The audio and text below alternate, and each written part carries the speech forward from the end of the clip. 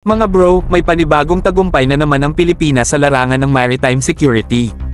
The Department of Transportation, DOTR, has officially issued the Notice of Award para sa 40 fast patrol crafts para sa Philippine Coast Guard, at ang design nito ay base sa OCE-FPV 110 ng France. Malinaw ang mensahe, ayaw na nating poppy sa karagatan.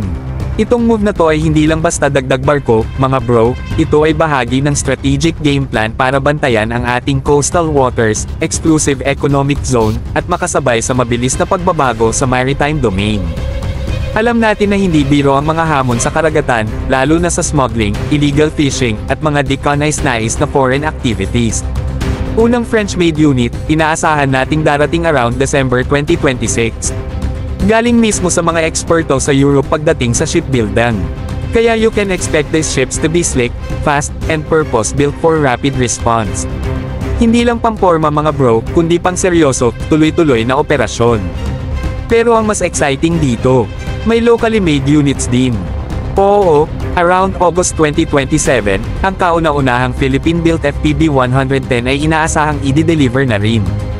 Ibig sabihin, hindi lang tayo bumibili, naglilinang na rin tayo ng kakayahan na mag-produce ng sarili nating barko.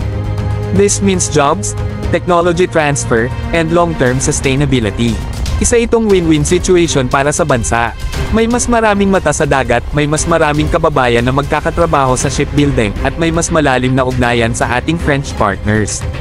Ito ang tunay na strategic partnership na may kabuluhan, mula sa training hanggang production, kasama tayo sa bawat hakbang.